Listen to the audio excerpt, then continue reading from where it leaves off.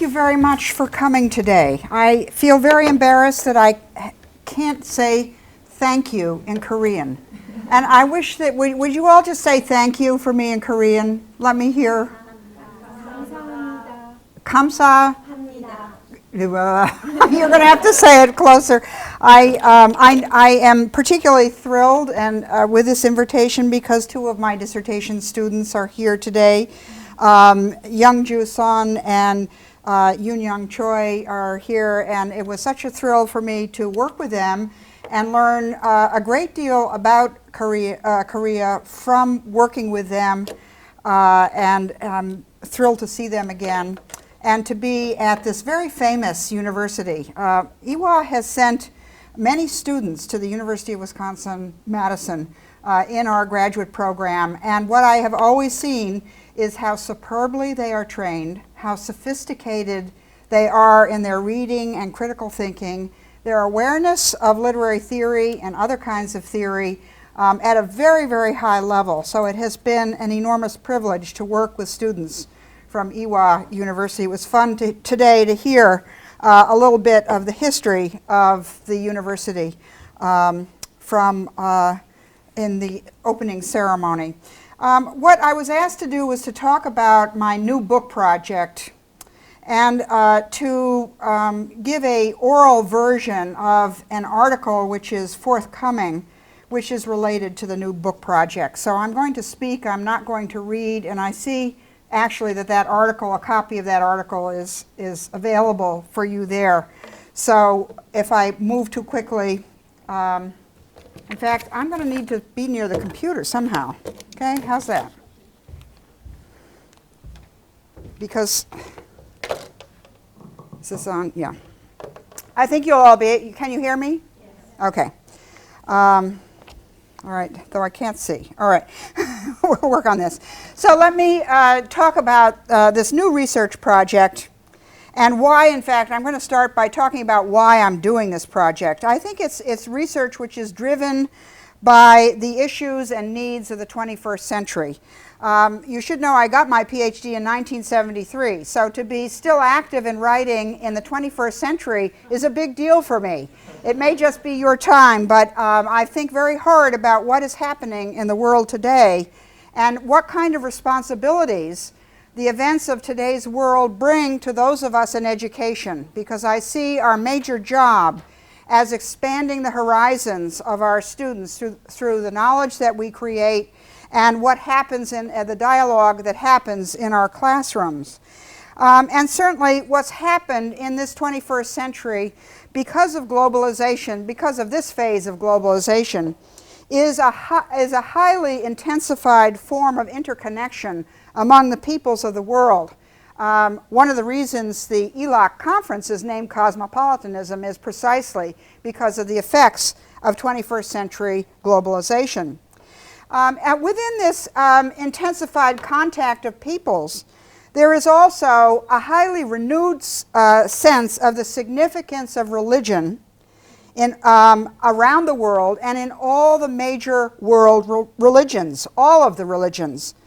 And I think that what the new significance of religion, it never went away, but there's a heightened significance of religion in the 21st century, is precisely as a reaction to and as a result of the kind of heightened globalization that we see. So that people, in the face of what I call our new modernity, the new modernity of the 21st century, which is a global modernity, in the light of this new modernity, people turn back to religion for ways of finding meaning and significance and perhaps stability in their lives in the face of very rapid and often confusing change.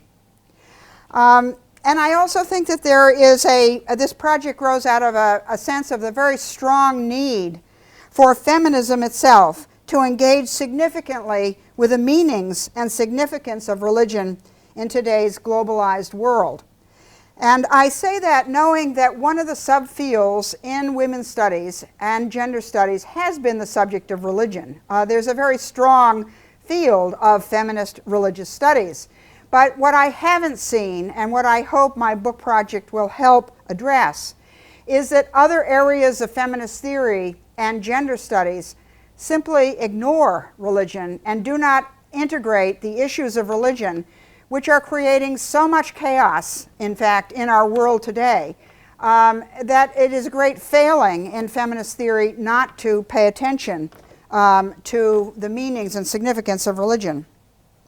So my new book project will deal generally with these issues of globalization, intensified migration of people, diasporic consciousness around the world, and particularly with the role that religion plays in this scenario. And it's the book title is Sisters of Scheherazade, Muslim Feminisms, Diaspora, Religion, Diaspora, and Muslim Feminisms is the title. See where this thing is. I'm sorry, I can't see too well here. Let's switch it? No.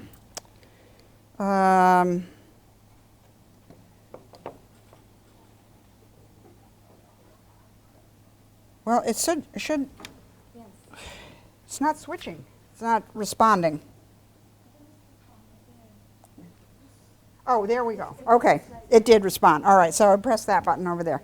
Okay. So let me just tell you for a second the story of Scheherazade, in case you're not aware of it. In a collection of oral tales called 1001 Nights, which were, for hundreds of years, tales in the Middle East that were told as part of the oral tradition and written down at about 1000 in the Christian era. The story, the 1001 Tales has a framed narrative in which the character of Scheherazade is very important. She was the daughter of a prime minister, basically.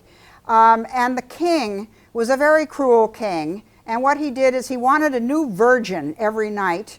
And so he would take a virgin at night and in the morning kill her. And so, as you can imagine, in the country, all the virgins were quickly disappearing. And Scheherazade thought that she would save the day, and so she begged her father, please let me marry the king. I will figure out how to stay alive and change his mind so that the virgins can continue to live. And so what she did is that she told the king a story every night, but she didn't finish the story at night. So she held him in terrific suspense. And so he wouldn't kill her in the morning. So when the night came again, she would tell him the end of the story and start a new story. And then at dawn, she would not finish the story so that he wouldn't kill her. And in the end, he learns a very important lesson, that he was a cruel king and that he should be, interestingly enough, open to foreign peoples and foreign ideas. And so he decided that he would stop killing virgins, that he would stay married to Scheherazade, and so she solved the problem in the kingdom. It's very interesting that Scheherazade, and so the 1001 Tales are all the stories that she tells him, and the frame narrative is the story of Scheherazade and the king. It's very interesting that Scheherazade, at the beginning of the 20th century, became a very important figure for reform in the Muslim world, particularly in the Arab Muslim world, but also in Persia, in Iran. And she was important because she was a figure in 1001 Nights of great learning. She was not the seductress that Western portraits of her often presented. She was a very learned woman and educated in all the sciences, for example, and literature. And she became a symbol for a modernizing effort within the Middle East in the early 20th century. And feminists in the Middle East, Muslim feminists in other words, have picked up the story of Scheherazade in the last 30 years or so and used her to say, we can have change, we can end the violence with words, not the sword. So she's a very important figure within Muslim feminisms, and so that's why I've titled my book Sisters of Scheherazade. I also wanted to focus on women's writing in particular, Not only because I co-founded with Mary Eagleton this journal, Contemporary Women's Writing, but I also wanted to continue to defend that category, women's writing, even though some people say, oh, that's so old-fashioned, who cares about women? What we care about now is something else, you know, the newest cutting edge. And I still think that women can be left out of whatever decisions or knowledge in the flash of a second. So in some of the new fields like globalization studies, migration studies, sometimes women just simply drop out. And so I like to continue to emphasize the importance of hearing what women writers have said about the world as they face the world. There are, on the other hand, a number of absolutely marvelous Muslim men writing, and often writing from very feminist perspectives. So I'm very interested in those male writers as well. And there's a possibility that I might change the book outline that I have. But here's what I think I'm going to do. Can you see that? These are the chapters that I project here. So this is imagined as a book on women writers as they exist in diaspora, migration, how they think about their lives. And I'm going to talk for a while about the subject of religion, intersectionality, and women's writing.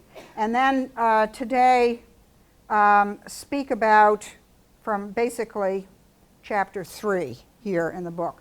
But what I've done is to take different kinds of issues that I think are important in Muslim feminisms and project doing a comparative reading of 2 novels under each of those categories. And part of what I want to do, for example, the importance of the Quran. You'll see that the writers I'm talking about are very, very different writers, and yet the Quran retains a kind of primal importance in their writing. So one of the topics is in this chapter is diasporic memory, particularly the legacies of colonialism that those 2 writers deal with. Another has to do with piety in the state and the family, and the third also about marriage and rebellion. And so I've taken texts from the Middle East, from South Asia, or people of origin from South Asia or the Middle East, writing in the UK and the United States. So that's basically what I think I'm going to do. Though, as I say, I may change it. So one of my goals is to emphasize the tremendous difference or heterogeneity among Muslim feminisms. Just like feminisms in the United States, Muslim feminists do not agree with each other. They have very different ways of seeing the world and setting the agenda. They have different ways of relating to their Muslim identity.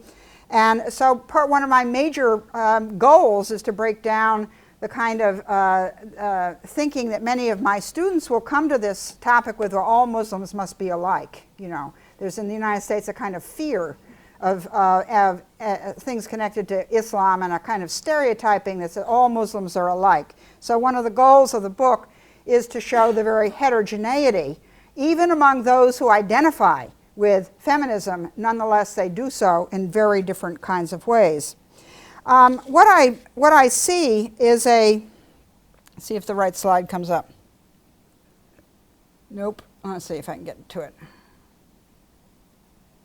Yeah. What I see for this heterogeneity is a wide spectrum of Muslim feminisms, Muslim identities and affiliations that go all the way from the secular on the one side, which I'm defining for the moment here as the kinds of feminists who are against theocracy. They don't like the idea that the state would be associated with a given religion. And or they might not have any belief in any kind of God, or they have no Muslim practices of any kind, and yet they still feel they have a Muslim identity. So that's one end of the spectrum. Way at the other end of the spectrum are political Islamists. So in English, when it's said Islamist, what it means is an advocate of Islam who is also an advocate of a theocratic state. That is, that the state would be an Islamic state, and the law would be Islamic law. So in between, there are many, many different ways of being Muslim. In between the extreme secular position and the extreme Islamist political position are many variations on aspects of belief, behavior, practice, identification with the category Muslim. So again, that's my intent in showing the diversity of Muslim feminisms. So now I'll go back to, see if I go back here to the correct. Talking about this forthcoming article. What this article does is take some of the ideas that will be in the first section of the book or the introduction to the book about religion and feminist theory, and then discuss two different novels.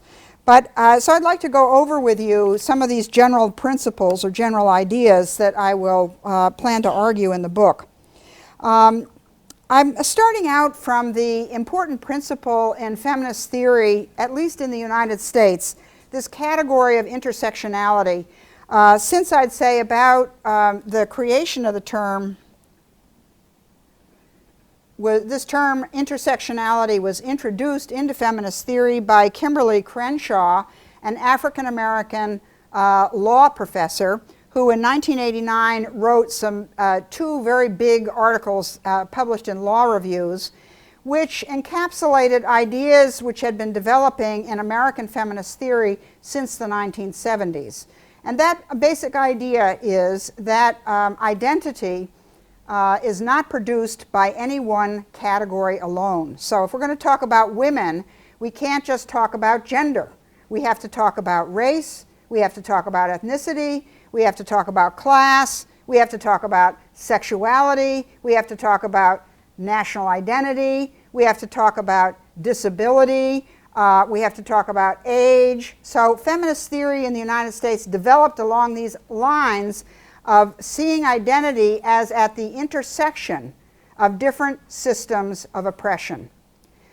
So Kimberly Crenshaw was the one who invented the term intersectionality, but the idea had been developing mainly through the leadership of American women of color for 20 years before Crenshaw used that term. By now, intersectionality in the United States is in every single gender and women's studies course as a kind of key and formative concept. And what strikes me about this concept, I'll just read this. This is very common kind of statement. According to this definition, intersectionality can be considered a theoretical and methodological tool to analyze categorizations such as gender, ethnicity, race, class, sexuality, age, generation, disability, nationality, mother tongue, and so on interact, and in so doing produce different kinds of societal and unjust social relations. That is a very common definition of intersectionality. Do you notice that religion doesn't exist in that list? Religion exists in the so on. It's very, very seldom addressed by anyone who talks about intersectional feminist analysis. So what I see my work doing is intervening in this understanding of intersectionality by introducing the issue of religion, which is inseparable, by the way, from the issue of secularism. They're part of the same set of issues. And to see what difference, thinking about identity as having one factor connected to either religious or secular, how that changes our understanding of all these other categories like race, national origin, sexuality, and so forth. One of the things that I've noticed in trying to integrate the issue of religion into intersectional analysis is that it doesn't work the way that model usually discusses things, because the model of intersectionality looks at intersecting oppressions. But not everyone looks at their religion simply in terms of oppression. And in fact, this is a lesson that I learned from reading all of these Muslim diasporic women writers, where something about their Islamic identity, or Muslim identity, more properly speaking, whether it's on the secular end of the spectrum or whether they're incredibly pious or even Islamist, is that religion functions in a very complicated way and not simply as part of a structure of oppression. So intersectional analysis has been had too much emphasis, it seems to me, on defining existence solely in terms of oppression. I rather think in terms of axes of difference rather than axes of oppression. And that would be a shift in feminist theory away from the model of oppression victimization, and where is resistance, which tends to dominate intersectional analysis, to a more complicated understanding of ways in which power works, both in terms of being the victim of power but also being empowered to do things. And so where does religion fit into a more complicated understanding of power? That's the question that the big question that I would like to work with. I think I had a couple of slides here just to give you a sense of this spectrum of people for whom the category Muslim is extremely important, whether they're at the secular end or the Islamist end of the spectrum, and why I think the intersectional model of oppression, axes of oppression, doesn't quite work. Urshad Manji is a Canadian who was born in India and whose family migrated to Uganda, and they were kicked out of Uganda by Idi Amin when all the South Asians were kicked out of Uganda, and she ended up in Canada. She is a very prominent journalist, TV personality, writer, essayist, journal writer, lesbian. And she wrote a book which is highly controversial. Some of my friends would just like to spit on it, called The Trouble with Islam Today, a Muslim's call for reform in her faith. And yet she, who comes across as quite a secular kind of person and certainly resistant to any kind of Islamic view, writes, "Most of us Muslims aren't Muslims because we think about it, but rather because we're born that way. It's who we are." So she in no way disidentifies with the term Muslim, and in fact I would not put her at the purely secular end of the spectrum, because she would in fact like Islam to reform and be more open and accepting to the kind of person that she is. Hi everybody, come on in, no problem, take your time.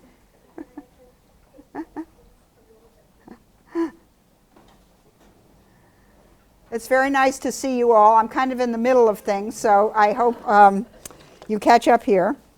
So that's Urshad Manji, or Urshad Manji, yes.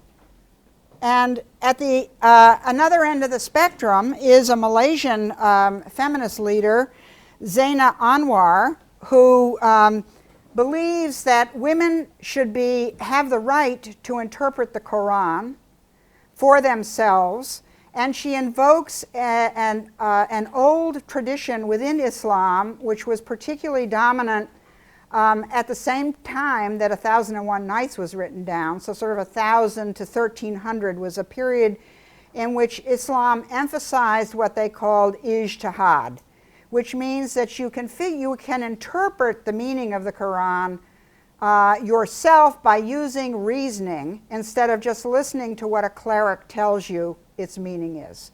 So it's an appeal to ijtihad, is an appeal to reasoned interpretation, as opposed to believing something solely by authority. So many Muslim feminists invoke the category of ijtihad, as Zaina Anwar does here, in saying that women have the right to interpret the Quran for themselves. Zaina Anwar is quite an observant Muslim. She is the leader of a feminist organization in Malaysia. They publish a lot of books that deal with domestic violence, that deal with rape, that deal with contraception, a whole array of women's issues. They publish all these little pamphlets. Well, a fatwa has just been issued against her by one of the clerics in Malaysia, saying that she has no right whatsoever to interpret the Quran because she is not part of the clerical establishment. So you can see in Zaina Anwar ways in which religion, some of the institutions of religion, can indeed be quite oppressive, right? It's not nice to have a fatwa issued against you. Doesn't mean that people can kill her. It just means that people should not listen to her. She should not have the right to do what she's doing. So religion can indeed be very oppressive, but she doesn't disidentify with Islam. She wants to reform it. So even though she's very different from the lesbian TV journalist Manji in Canada, they share something. They will not let go of that Muslim identity. They find something deeply empowering in that identification at the same time that they want to change the tradition in which they have grown up. Okay, so those are two examples. So my argument here, what I hope to do in the book, is to show ways in which feminist intersectionality needs to change. It needs more nuanced discussions of power, and the multifaceted nature of identity needs to be retheorized, and retheorized in such a way that it takes into account religious affiliations. In making these kinds of statements, I've realized, gee, I wonder what religion is. And I went out and read a lot of the people writing in comparative world religions and found myself increasingly dissatisfied with everything that I read. So I've been attempting, and do attempt in this early essay, this essay now was written at least 2 years ago, I've attempted to theorize for myself what I think an understanding of religion is that would cross all of the world religions, all right, and would not show a bias towards any one religion or like the Abrahamic tradition. So I've argued that I think any religion has three component parts. These are interactive, they're dynamic parts, they're always changing, and they are always interacting. Part number one would be something, I use the term theology but put it in quotation marks here because it comes from the Greek word theos, which means God, and logi, which means logos or word.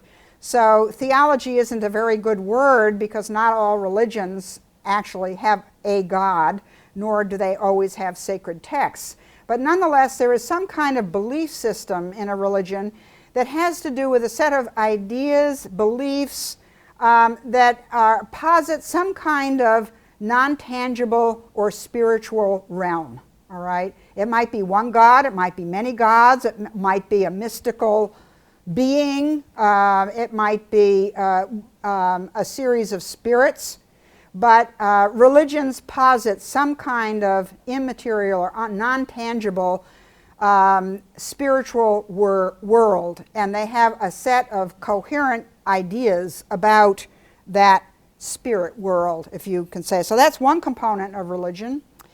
Another, and often there are sacred texts that are involved, Buddhist texts, Christian texts, Jewish texts, Islamic texts, and so forth.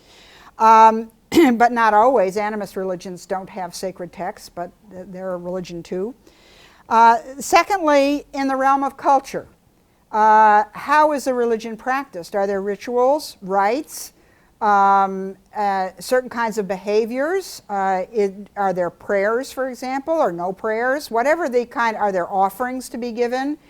There are certain kinds of cultural practices that individuals and communal groups engage in a religion.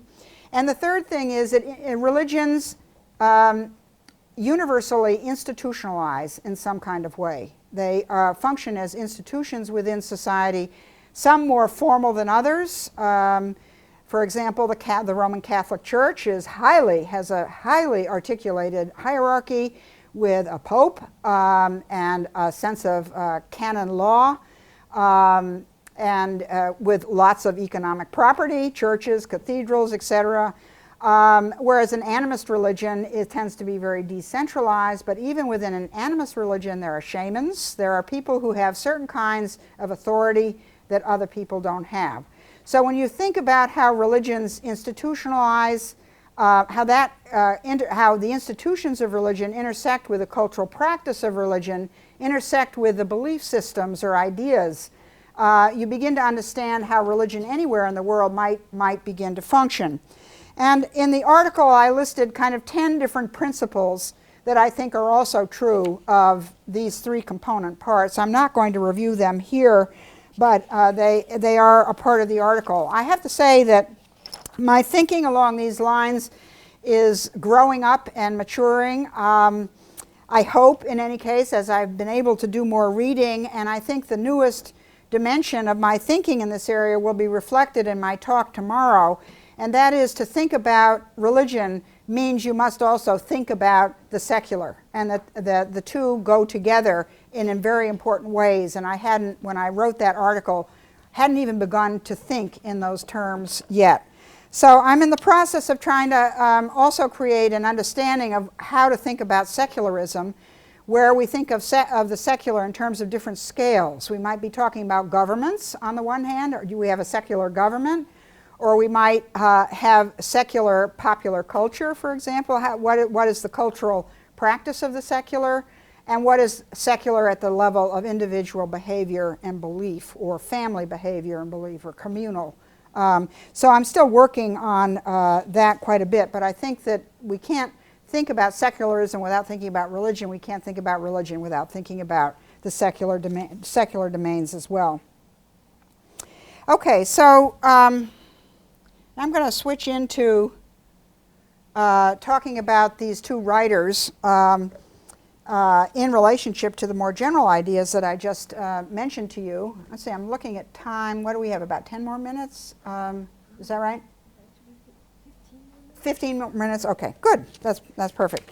So the two writers that I'm putting together here for a comparative analysis are Leila Abu Leila and Rhonda Gerard. These are their two books. Leila Abu Leila is the translator, and Rhonda Gerard's A Map of Home.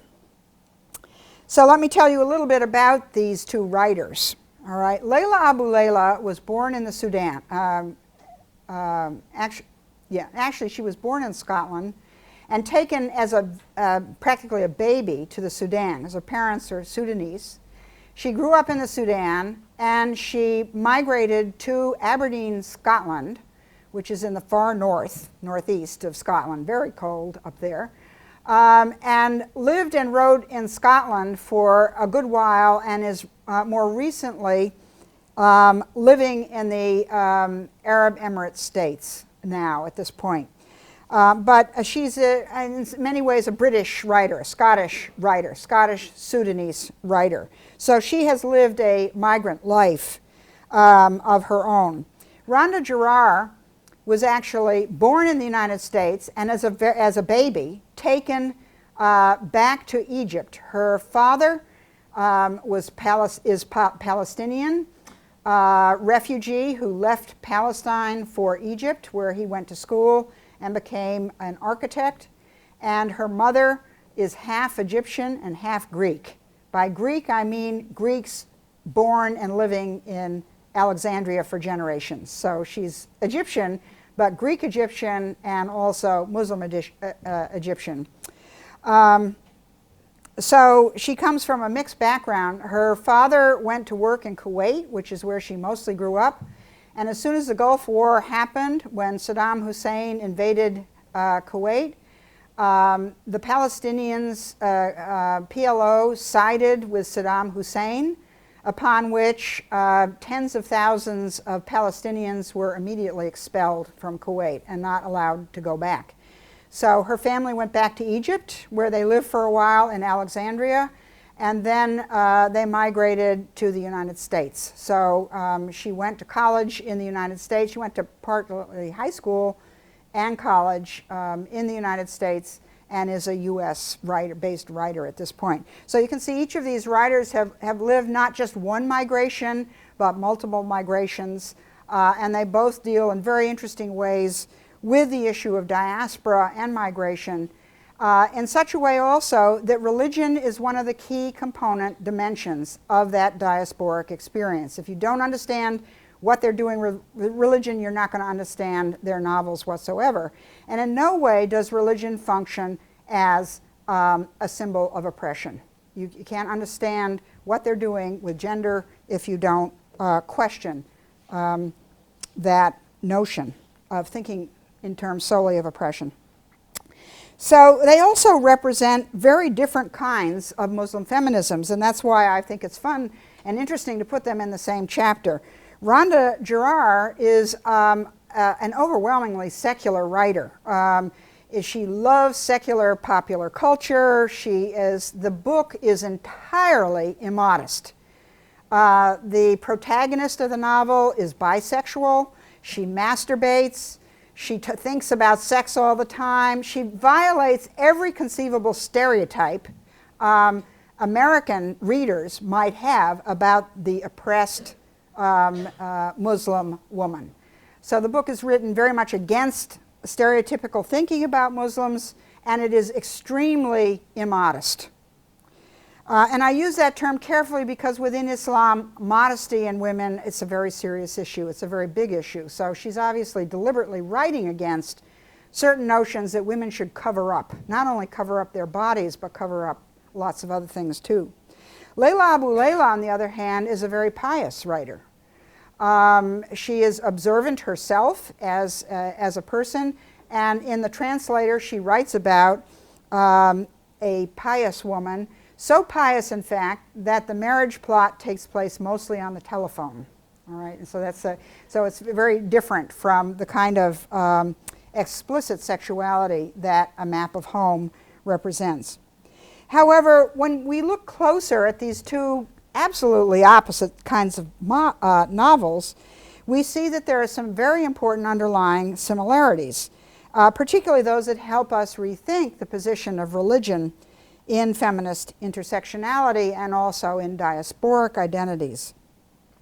Both of these novels operate on a familiar Bildung plot, the Bildungsroman, that genre of the novel on sort of growing up, how you grow up, where we want to think about the Bildung plot in the novel as a novel that moves from childhood to adulthood and shows ways in which the protagonist has initiations around issues of sexuality or love, and also initiations around issues of vocation. What am I going to be when I grow up? What am I going to do as an adult? And finally, the other component of the Bildungsroman is that by the end of a Bildungsroman, ideally, there is some sort of integration into the social order of the adult. So frequently the Bildung protagonist is very rebellious in all kinds of ways and gets into terrible trouble. Why else would we read the book? That's what's interesting in the book. But by the end, with a kind of closure at the end, you sense some kind of renewed integration into the social order of family, sexuality, community, and especially the nation. The nation is very important in the classic genre of the Bildungsroman. So to summarize the Bildung plot of these two novels, and again you'll see how different they are, the translator features a woman living in Aberdeen. She's from the Sudan, and her husband has died. Suddenly, she came to Aberdeen because he was a student, so she followed her husband, and he suddenly dies, and she's left alone there. And she is a translator. She translates Arabic texts for a professor at the University of Aberdeen. And she begins to fall in love with this professor, and he begins to fall in love with her. He's a Scottish man whose name is Ray. And he studies Islam, but is not himself Muslim. And as they fall in love over the telephone, as I say, it's a very modest text, with all these wonderful conversations, she becomes, she wants to marry him But Islam forbids, if you follow Islamic law, women may not intermarry, all right? The men, they can only marry Muslims. Men can marry non-Muslims, but women cannot marry non-Muslims, all right? That's according to Islamic law. So she wants him to convert, and he refuses to convert, and so they separate, and she goes back to the Sudan and lives in the home of her mother-in-law, and is absolutely miserable, as miserable there as she was in Aberdeen before she before she began to fall in love. And by the end of the novel, he miraculously converts on his own, and they marry. So the marriage plot, a very powerful plot in the women's Bildungsroman, is also a conversion plot. So obviously within this plot, Islam is extraordinarily, it's absolutely central to the story of growing up. A Map of Home couldn't be more different. This is a queer bisexual text. And as I say, an extremely immodest text. And the story of growing up is also the story of how the protagonist, Nadali, becomes a writer. And becomes a writer who will write about the home she has left. So this is a very familiar kind of plot in American migration narratives, that you must leave home, but once you leave home, you write about home. You write home. You write your novels or letters home. You write home. There's a pun, if you can hear it in that. She writes home. She writes about home. In that way, writes to her home, and retains a sense of home identity even though she leaves it. So Rhonda Girard's novel is very much in that particular Bildung mode. But central, so as different as these plots are, I should mention, she has affairs with at least 2 girls and 2 men in the course of growing up. So the story of sexual initiation is very openly told, and it's also a story of vocational initiation. And by the end, she's going to be the writer who will write about her home. So it's a classic Bildung plot there. But as different as these novels are, absolutely central to both of them is the Quran. So even in the seemingly secular text and in the very pious text, you find these similar kinds of gestures. So the Quran and Islam do not exist in these texts as a misogynist power or authority, religious authority, against which one of the protagonists rebels and the other accepts. That doesn't work at all. Instead, Islam, especially through the Quran and some of the practices associated with Islam, are a central part of the protagonist's developing identity. So let me show you how that works very quickly. For the translator, the courtship plot of Samar, the protagonist, and Ray, the Scotsman she loves, involves her asking him to marry her. And she says, you have to convert if you're going to marry her.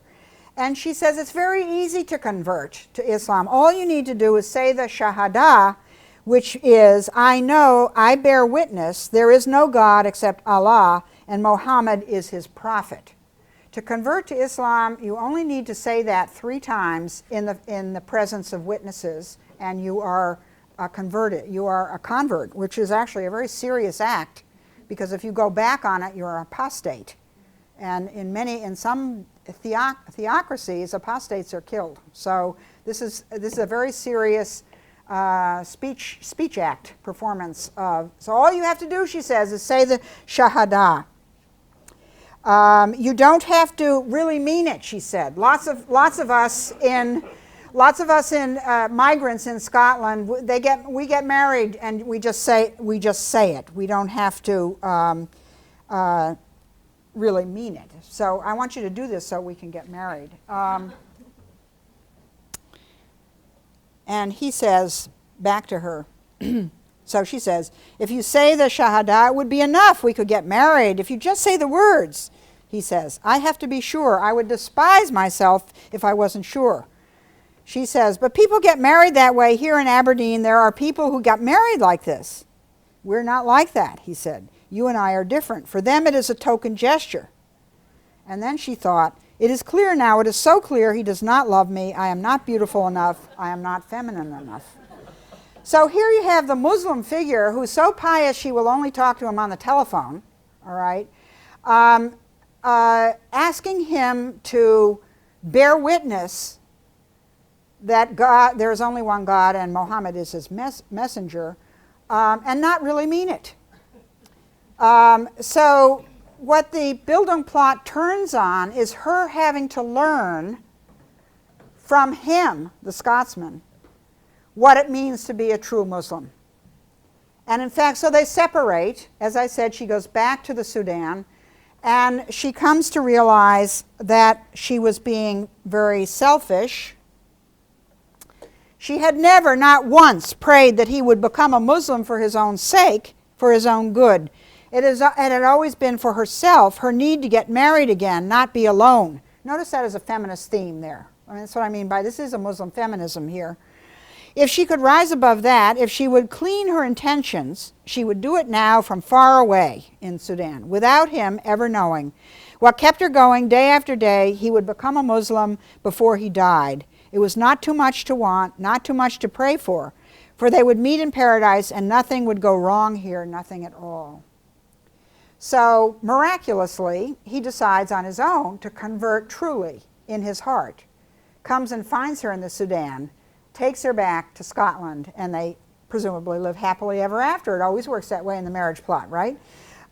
If the novel ends with the marriage plot, they live happily ever after. So it's based on a conversion narrative there. But notice that she must become independent. She must stop. She wanted him to say those words because she believed that she needed to be a wife to be a person, that she needed to be thought beautiful and she needed to be feminine in order to have a place in the world. And she needs to learn no, she needs to be independent, and that anything, any marriage would have to be based upon a true conversion, not a phony one. So that's quite a, as I say, the conversion plot and the marriage plot conflate in this novel. And in a way that is, if we read the novel allegorically, it sort of says that the West needs to convert to Islam in order for there to be reconciliation. The novel verges, as Abu Layla herself, verges on an appeal to people who are not Muslims to recognize that Islam is the one true religion.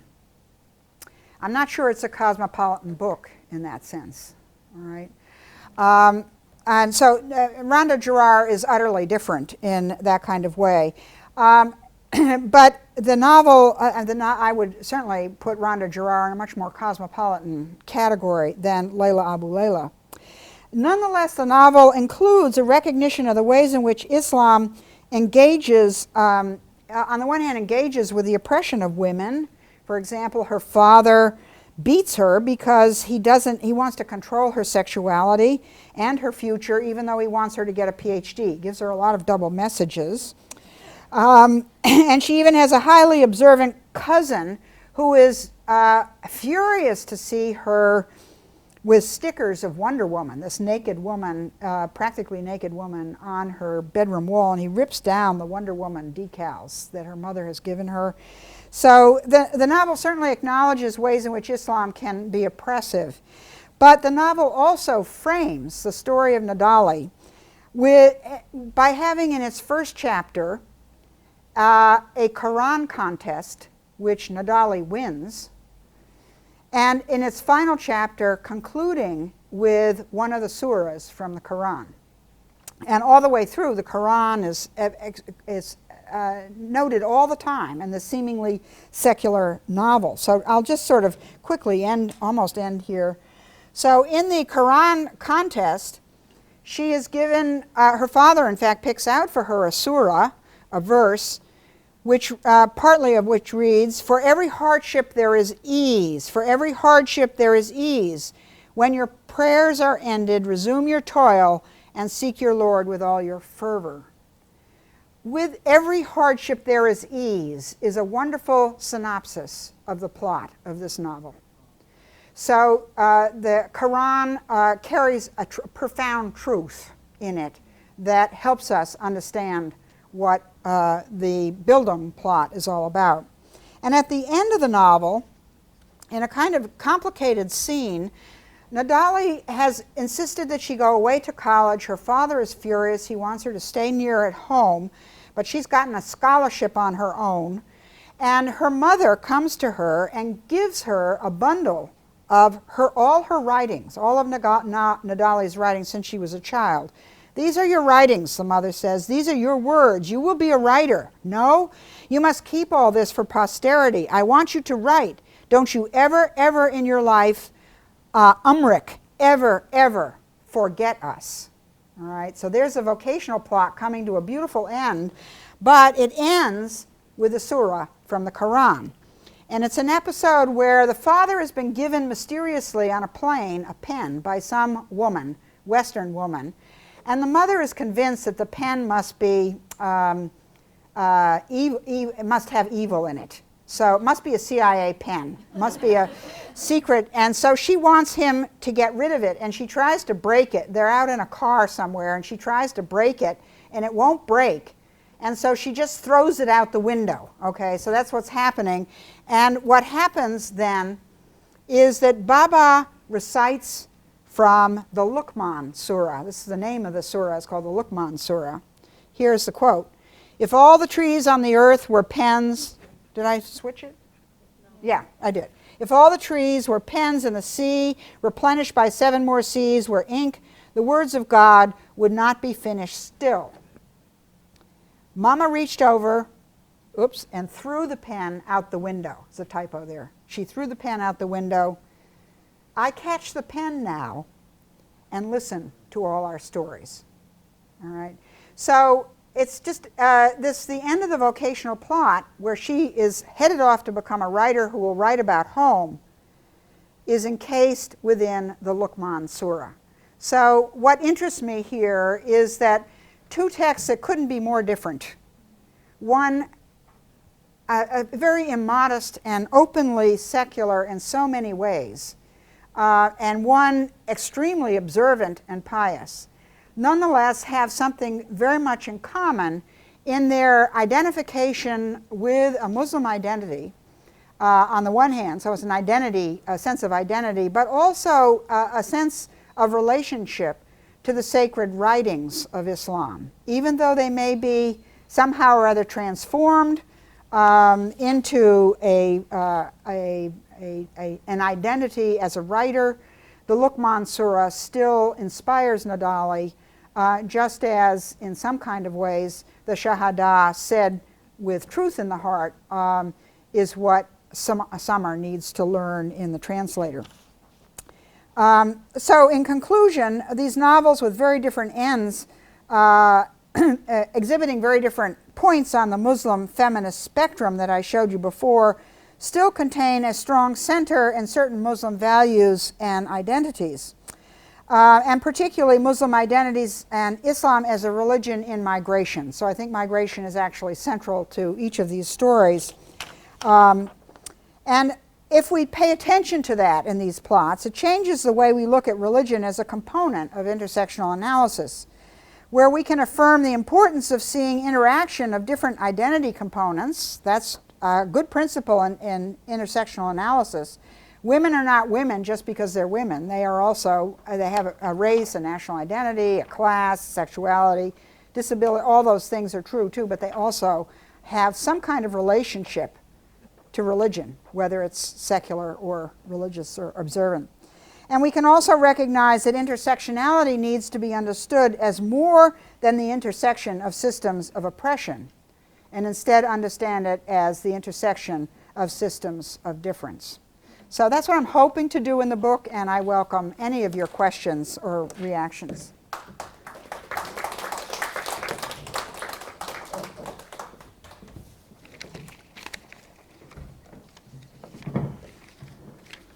Thank you very much for your inspiring speech. It is true that actually religion-related topics, especially in the study of contemporary literature, is pretty much limited to religion as oppressive and institutionalized ideology. So I personally feel grateful to Dr. Friedman to kind of opening up a wider scope for our consideration of religion, complex relationship between religion and literature. And what was particularly interesting and impressive was that she illuminated the positive, positive dimension of religion that is not only function as an oppressive institute, but also a source for identity and community and spirituality. And it is particularly so in these Muslim women's writers, Bildungswomen. So now I'd like to invite questions or comments from the audience. We have enough time for entertain several questions. So please feel free to raise your hand and ask questions. Okay. Professor Shin. Thank you very much for that talk, which is very lucid and very interesting throughout, and so much better than you possibly just reading through the entire paper. Thank you very much. I learned a great deal. I see a difference, certainly as you recognized, the difference between these two novels. And I also see that religion plays a very important role in constructing their identities. But in terms of your general sort of overarching theory of intersectionality, I'm still sort of unclear as to how the religion plays an equal part in terms of constructing this identity.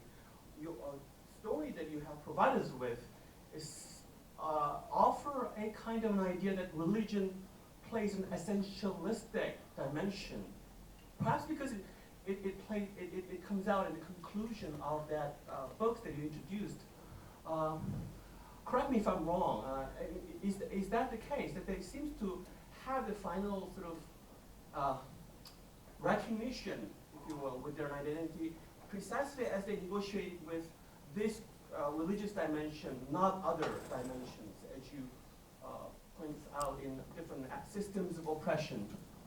That's a wonderful question, because there are ways in which in discussing these novels, I don't do a lot of intersectional analysis myself, because I'm so busy trying to get people to pay attention to religion. But the one area that I think I am working with is the relationship between religion and, say, national identity, or in this case, migration. So, I mean, one of the patterns that becomes very evident in Muslim migration writing is that in migration, moving into non-Muslim majority countries, like, say, the UK and the US, Muslim women, like many migrants, don't want to fully assimilate. All right? Most migrants, particularly in the first and even second generation, don't always want to be exactly like the culture they moved into. They want to retain some aspect of their cultural identity. This is true in American migration narratives going back a couple hundred years. This tension between assimilation and cultural retention is very important in American migration narratives, for example. But so one of the things that happens with Muslim women is that to continue to emphasize some aspect of their identity, which is not mainstream America or mainstream Britain, religion becomes one of the quickest ways to hold on to something.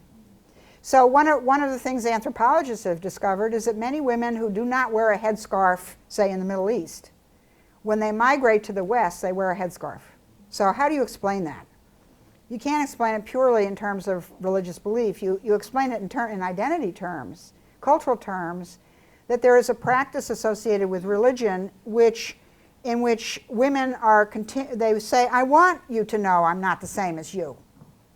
The writer I'm going to talk about tomorrow, Moja Kaf, who sometimes wears a headscarf and sometimes doesn't, Syrian-American writer, says that she has wonderful poems about the hijab. And so sometimes wearing a hijab is just a way of saying, by the way, I'm not like you. I still have my own identity. So this is a familiar pattern in migration experience, and sometimes it happens over food, where Koreans migrate to the United States and they still eat Korean food, right? So there's a cultural retention there that's very important. So I'm interested in how religion plays that role in migration. So it's true, I certainly talk about sexuality in both of them, but I don't talk about class. Mostly I'm not talking about race, because it's interesting. Muslims are like Jews in this kind of way. It's very hard to separate ethnic identity from religious identity with Jews and Muslims, because as Manji said, you're born a Muslim, okay? You could also say you're born a Jew. So even whether you believe or not, that's still it's an ethnic identity, but it's an ethnic identity which is inseparable from a history of religion. So I think I like your question, because you're completely right. I'm not performing a complete intersectional analysis of these protagonists, but rather trying to, in a compensatory way, show how religion is extremely significant, and why aren't we talking about this in feminist theory? Why has this been so difficult to discuss? In the back. Yes, Julie. I don't know whether this question is going to come out right. I'm just thinking a little bit about what all of you said about the two novels, and when I think about the first one, the Layla, the modest story. Yeah. I'm thinking that in some sense maybe you're committing a kind of Orientalism by presenting it to us. What kind of readership does it have? Because if you turned it all around and it was a Christian girl going back to her Christian home, praying for the conversion of this man, who would read it? It sounds terribly wet in some profound way. And so by privileging this narrative just because it's a Muslim woman, it's Islam, I'm a little bit worried about that aspect of it. And I'm wondering what kind of readership is there for this kind of story? And do we want to privilege it just because of its difference? So that was one part of the question. I think I'll stop there. It's a great question. It's a very important question. Layla Abu Layla has won, for example, the Caine Prize. The Caine Prize is a prize for African literature and the short story. So one of her short stories, so she became that. She was probably maybe the first woman to win the Caine Prize. Certainly the first woman from the Sudan. So she's considered the Sudan's leading female writer, and so she has quite a reputation in Africa, and also quite a reputation. She's written two other novels now. The Minaret followed the translator's 1999, and the Minaret, and then a third one came out in 2012. So I think that she has quite a loyal readership particularly among Muslim women who want to be observant. And it's interesting. I was talking to one of our speakers at the conference, Bruce Robbins, at lunch today about Layla Abu Layla, and he says, "You're not going to talk about her, are you? All she wants to do is, convert everyone to Islam." How can you do that? And I said, I think we need to try to understand where this attitude comes from. I do think that it is somewhat disturbing as a conversion narrative, and an absolute sense in the rightness of Islam, and by extension the wrongness of any other religion. It's not a particularly tolerant novel. So I think that I'm not reading it out of an Orientalist, but this is a view which is very strong in some parts of the Muslim world. And as I'll talk about tomorrow, some of my research is impelled by what I read in the newspapers about the way in which every religion on the face of this earth today, with the possible exception of animism, is producing the most extreme violence that we can see. It is not just the Islamic State. But I read the accounts of the Islamic State, and it is terrifying to me for these people to march into a village and kill all 200 people in the village. This is just horrible to me. But the Buddhists are killing Muslims in Myanmar. Same thing, going into a village and killing everybody in the village. They're in, heavens knows, the history of Christianity. What is happening in Israel-Palestine? There is not a religion that isn't capable of the most extreme violence against other human beings in the name of that religion.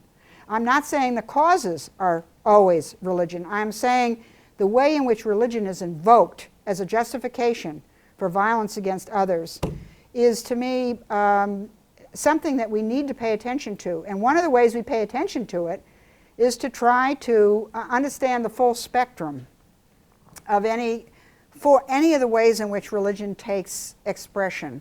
So I hope that's the spirit in which, and besides, Abu Layla is a beautiful writer. She writes in a kind of, not a straight realist. None of her narratives are straight realist. And since I come from a background in modernist studies, I'm a sucker for any writing that is sort of imagistic. And so she works with a kind of dream world. The imagery is quite extraordinary. The symbolic layers of it's quite a beautifully written novel. And I think that it helped me understand a lot that I didn't understand before I read it. So, but it's a very important question. When we look, I was thinking about Niels Salazar's presentation in the opening session of the conference, where he said cosmopolitanism is first and foremost about engagement with the other. So how do we engage with the other, the people who are different from us? How do we? And what is the structure of that engagement? So that is a question that interests me a lot. And the capacity for engaging with the other in oppressive ways is always there. We can always be complicit. Yeah. Other questions or thoughts? I tell you, I have a question for you. I have heard, and certainly read in the newspaper, that religion is actually a very important issue in Korea. I've heard that there is a rise in fundamentalist Protestant religion in Korea. A Korean friend was talking to me about this the other day. I wonder how you identify issues of religion, various religions, because I know there's more than one in Korea. How you identify it as part of any sort of identity issues that you might face, whether it's gender or other kinds of issues you're interested in.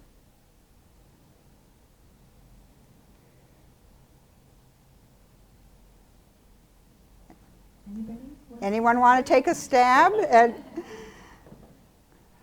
You know something, I came to Korea because I knew that this would be a learning experience for me.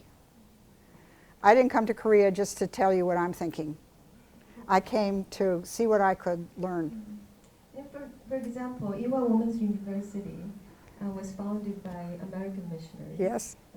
And whether or not we are Christian, or not, we have this strong sense that our own school is a very strong tradition of Christianity. So maybe that would affect all of us here, even though you don't believe the religious faith in Christianity, but isn't it part of your identity, or the kind of religious aspect, color, characteristic of our school, does it affect for you to see yourself as a part of more cosmopolitan or more universe or cosmos way of looking at yourself? Maybe that's just one question, because I always think, I was very, very moved when I went to Yanghwajin cemetery, and when I always thought all the missionaries, they founded our school and they went back to their country, but I was wrong. Their bodies are buried here. They lived up to their last days here in Korea, and I don't know, it's very hard to describe my feelings at the time. So maybe that's one form of religious reflections about my identity and my relationship with this community. That's interesting.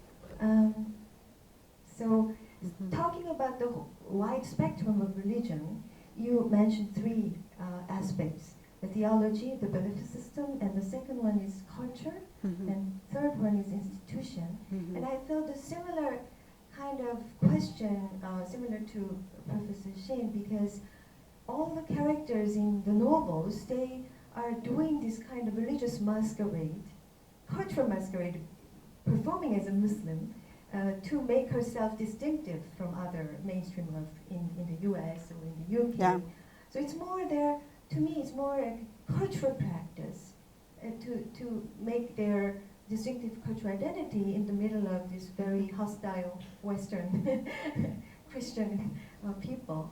But the number one, what happened to the number one? I know the Abulela, she was very pious, but only the character. What about the writer? Is she as pious as the character in the novel, or she's more kind of having this distance from the character?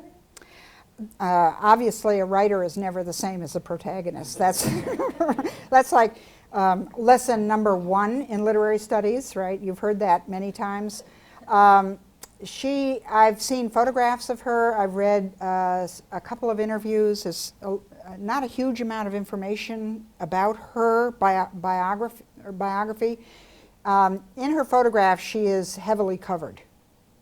Not her face, but she, she's covered like that and all the way down, and wears big flowing robes. Well, her face is there. And maybe she wants a self-representation of herself in hijab. It is certainly very possible.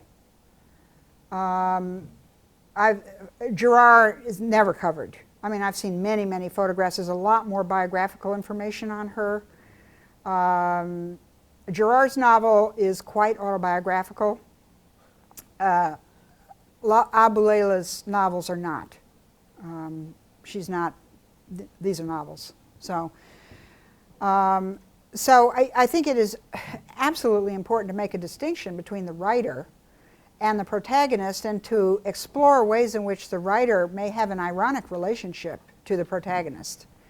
But I don't see that. I mean, the ironic relationship, I take that back. Abulela constructs a protagonist of whom she is very critical. Okay? And so she wants her protagonist to learn the things she needs to learn. What she needs to learn is that Islam is not the performance of outward rites. That you can wear your hijab, you can pray 5 times a day, you can do everything that you're supposed to do, but if you do not have Islam in your heart, you're not a good Muslim.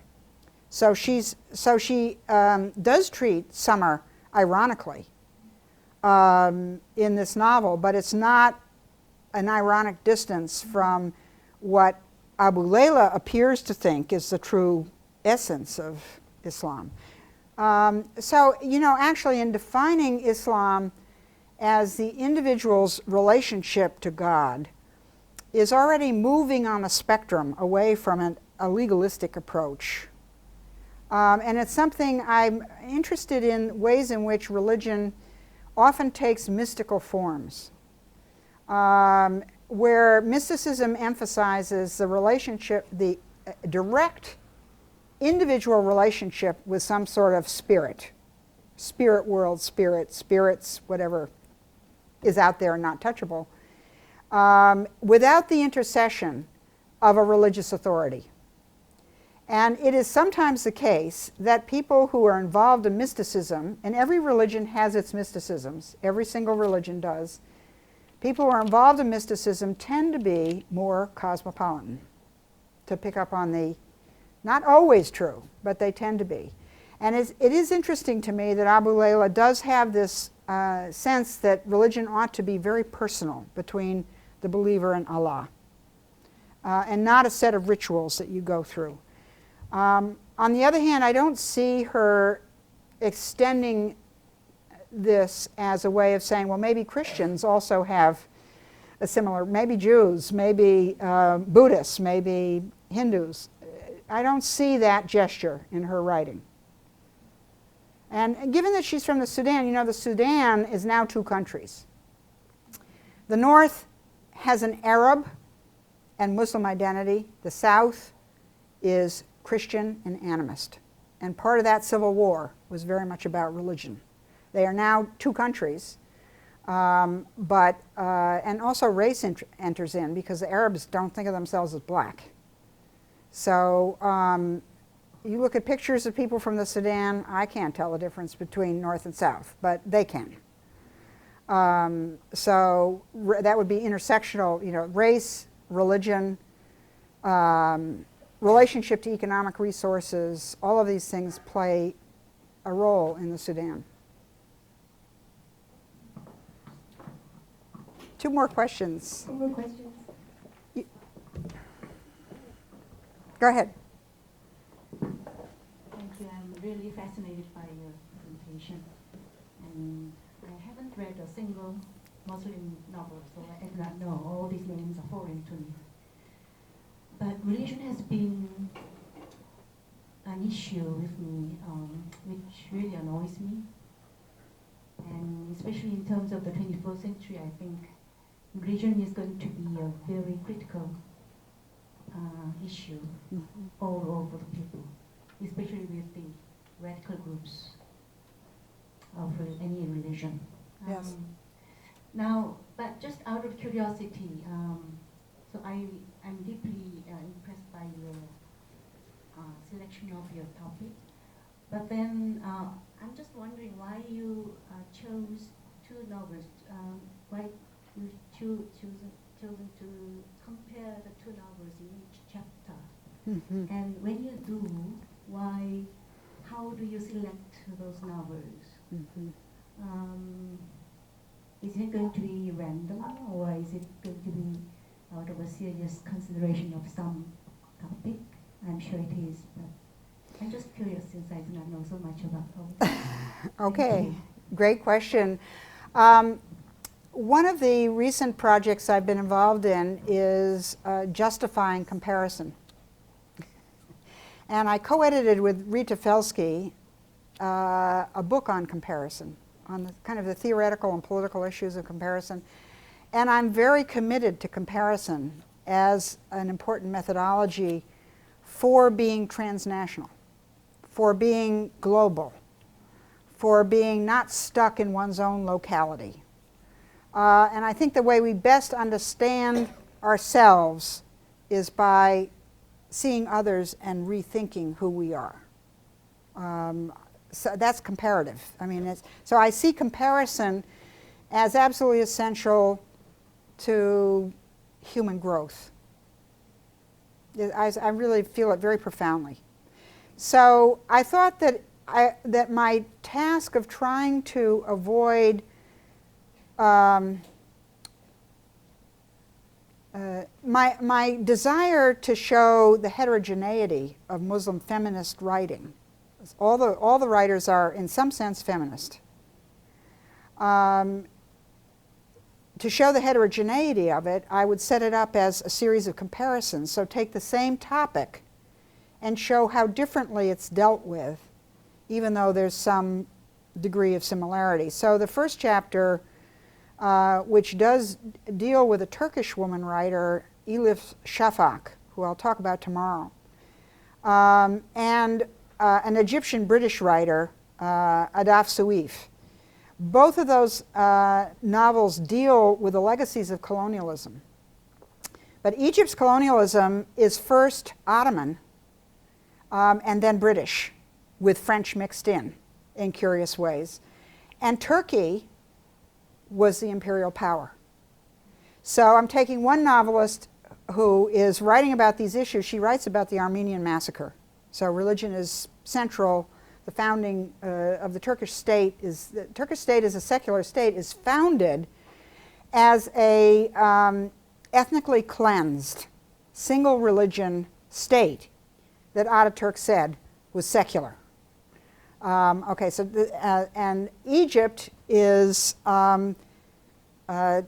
12% Coptic Christian going back 2,000 years, mostly Muslim, but it has this overlay from French and British imperialism, so of being the subjects and Ottoman imperialism. So I want to put in the same chapter the imperial power, Shafak writing about historical memory, and Adaf Suif writing about Egyptian colonization, being colonized, and yet show both of those women have a very interesting relationship to religion that is not, Shafak appears to be completely part of the secular elite in Istanbul.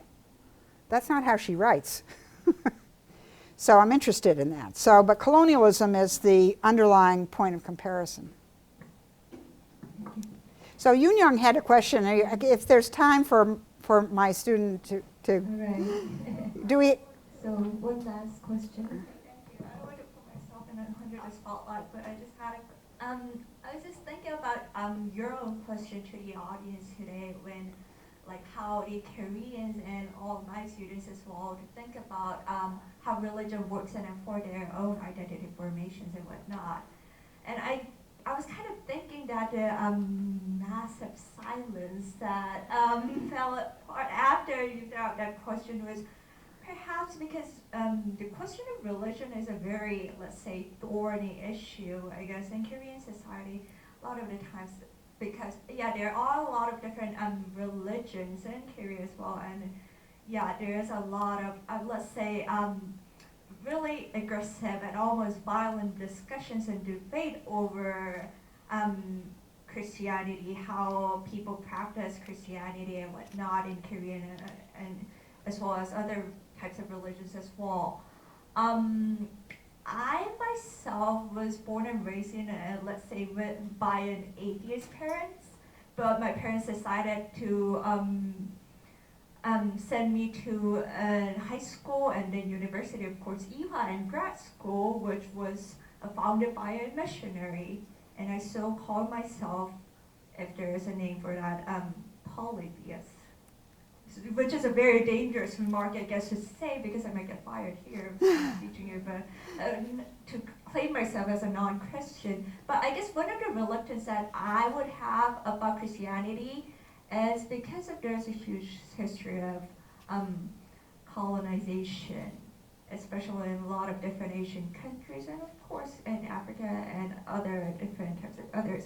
So I guess it's going to be a really interesting topic to think about. If you say that cosmopolitanism, as the other speakers earlier in the conference remarked that cosmopolitanism is a study about the other, it's going to be a really interesting topic to talk about how religion works, and for, let's say, Muslim women or Muslim feminism, and let's say other Asian feminists like East Asian or Southeast Asian studies or literature.